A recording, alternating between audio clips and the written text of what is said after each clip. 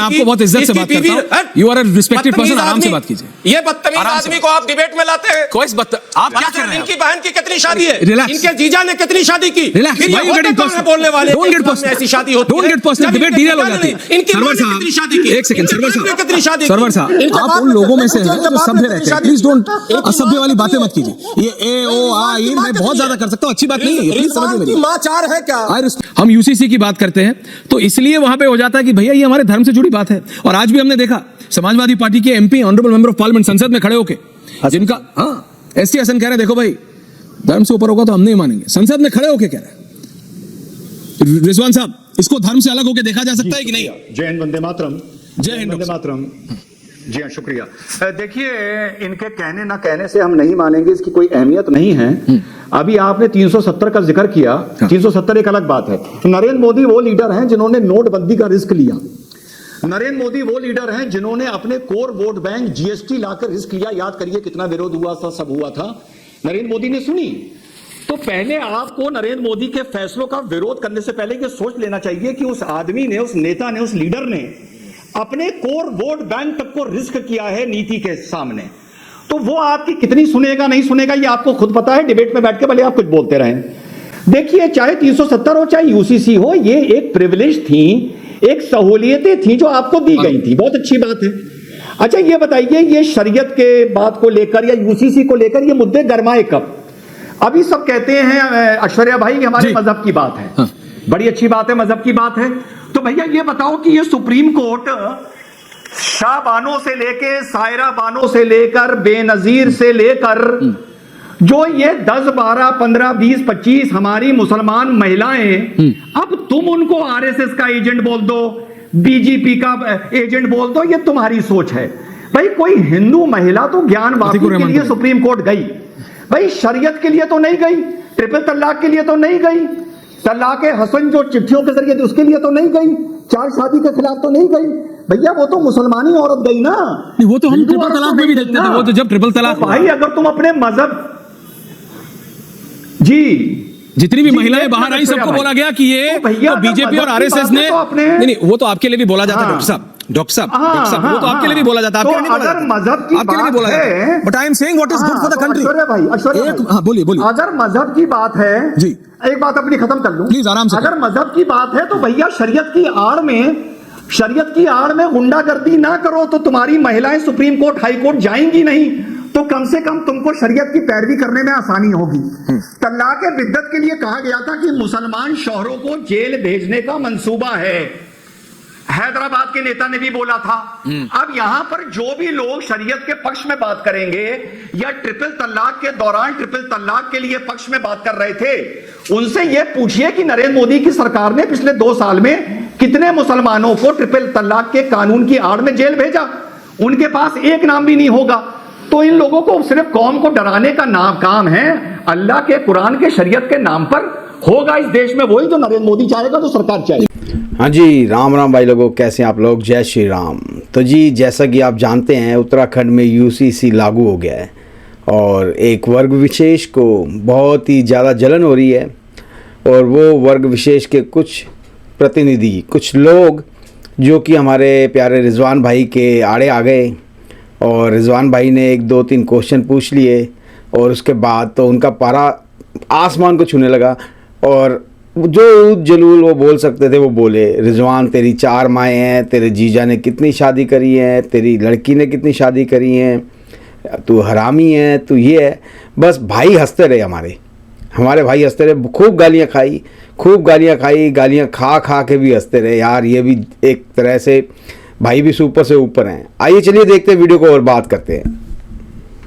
ये आपने बिल्कुल सही सवाल पूछा है कि कपूर और खान में कोई फर्क नहीं होना चाहिए, लेकिन यहाँ तो उत्तराखंड के यूसीसी में फर्क हो रहा है ना। प्लीज बताइए कैसे? यहाँ पर खान एक से ज्यादा शादी कर रहा है जिसको आप अवैध मान रहे हैं, जो कि कॉन्ट्रैक्ट के अंदर हो रहा है, और जो कपूर है उसको पूरी तरह से लिव इन रिलेशनशिप रहने में कहा जा रहा है, लेकिन रजिस्टर्ड करा दे, उसके अंदर कोई ज्यादा कॉन्ट्रैक्ट नहीं होगा।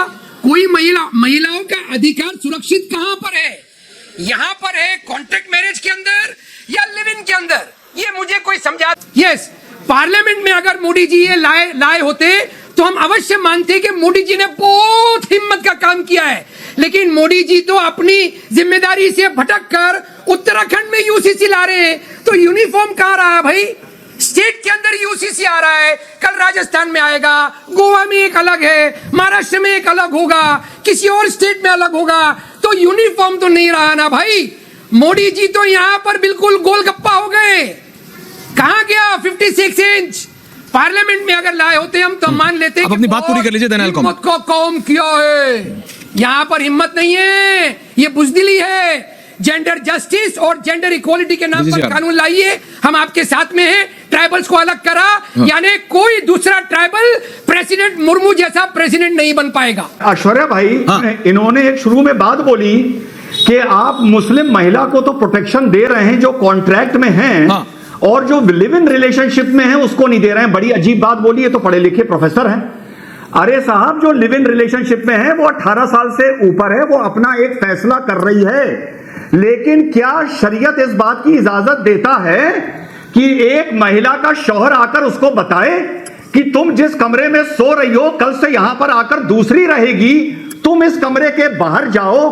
क्या मुसलमान शौहर दूसरी शादी करने से पहले पहली बीवी की इजाजत लेता है? क्या शरीयत में ये इजाजत और मर्जी पहली बीवी की है या नहीं है?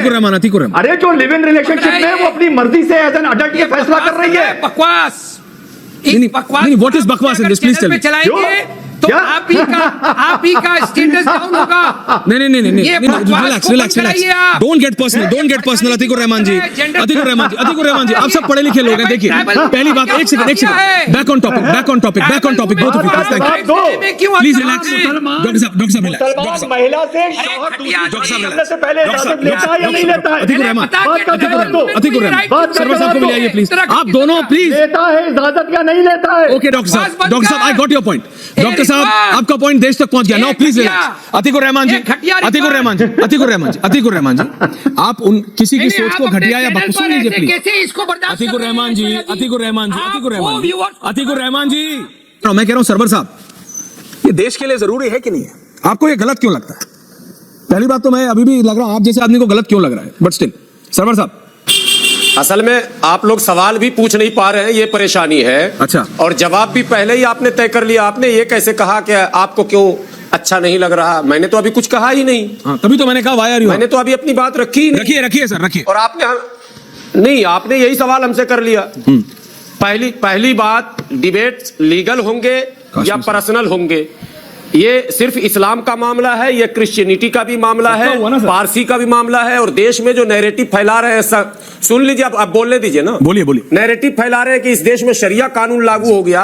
पर्सनल लॉ शरिया कानून नहीं है, अकॉर्डिंग टू इंडियन कॉन्स्टिट्यूशन है, वैसे ही जैसे क्रिश्चियन पर्सनल लॉ है, जैसे पारसी पर्सनल लॉ है, और जैसे हिंदू मैरिज एक्ट है। ठीक है, आपने मैरिज एक्ट में सिख और बौद्धिस्ट को रखा है, लेकिन आपने आज बौद्ध धर्म गुरु को क्यों नहीं बुलाया? आपने सिख धर्म गुरु को क्यों नहीं बुलाया?